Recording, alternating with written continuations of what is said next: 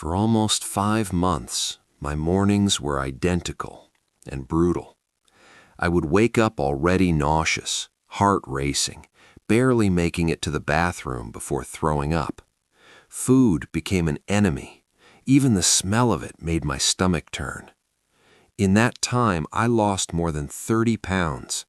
My hair didn't just thin, it fell out in clumps, clogging the sink, collecting on my pillow. Doctors couldn't explain it. Blood work, scans, ultrasounds, every test came back normal. That was the most terrifying part, because when nothing is wrong on paper, people stop believing something is wrong at all. But my story didn't begin with the sickness.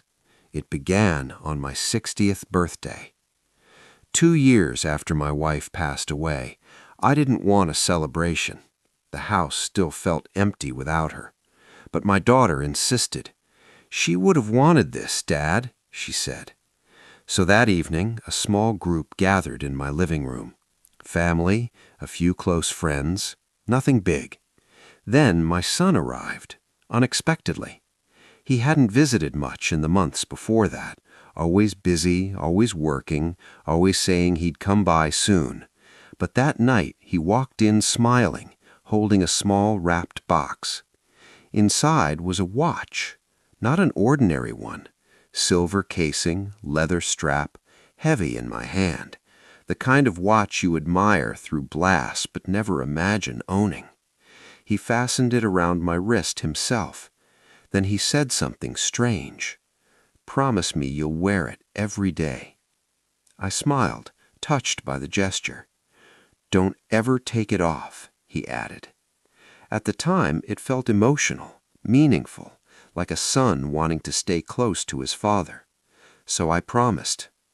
I didn't know that promise would nearly end my life.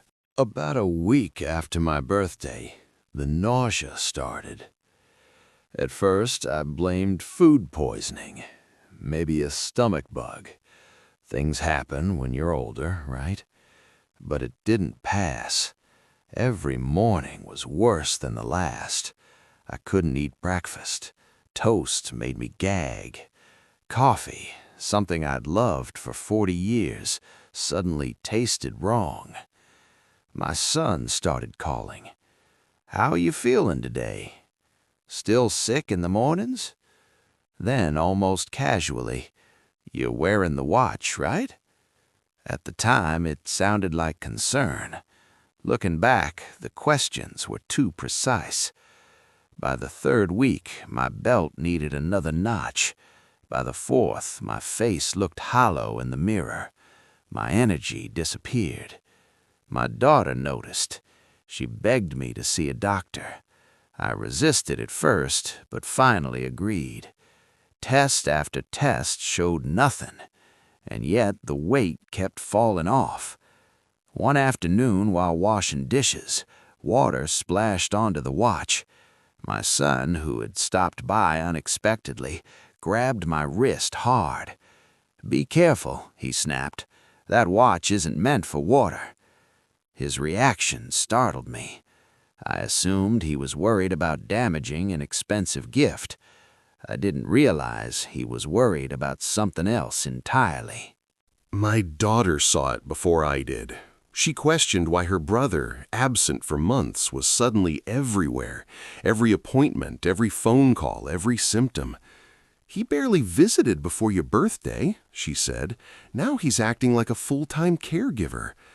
I defended him. "He's just being a good son," I said. That sentence still haunts me. By the 4th month, I had lost nearly 30 pounds. My hair thinned so badly that patches of scalp showed through. Specialists ruled out cancer, neurological disorders, digestive disorders. One doctor suggested stress, grief. That night I couldn't sleep. I felt trapped inside my own body and inside my own house. The next morning, desperate for air, I wandered downtown without thinking. I ended up in a quiet antique watch shop. The owner noticed my watch immediately. Then he looked at me. "May I see that for a moment?" he asked. When he opened the back of the watch, his hands froze. Inside was a hidden capsule. And in that moment, my world cracked open. The watchmaker spoke carefully, like someone delivering bad news. The watch had been altered, designed to release toxic vapors slowly, activated by body heat. Day by day, the poison built up in my system. That's why doctors couldn't find anything. That's why I was wasting away. I wasn't sick.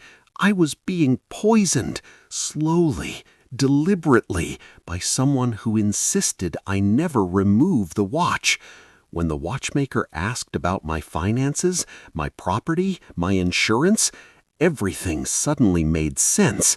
My son's debt, his sudden interest in my health, his panic whenever the watch got wet. My hands started shaking. The watchmaker didn't let me go home. He drove me straight to the police. Lab tests confirmed it. Another month or two, and my organs would have failed. That watch, the symbol of love, was evidence of attempted murder. My son was arrested days later. Investigators uncovered massive debt, forged documents, a life insurance policy quietly increased without my knowledge. In court, he never apologized. I survived.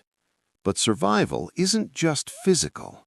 My body healed faster than my trust ever will. Therapy helped. Listening to my daughter, the one person who questioned what didn't feel right, helped even more. Now I speak to seniors about warning signs, sudden attention tied to money, gifts that come with strict conditions, pressure to isolate from family, fear or anger when you ask questions. Danger doesn't always look violent. Sometimes it looks like a gift wrapped in velvet. If something feels wrong, don't ignore it. Question it, because listening to that feeling might save your life.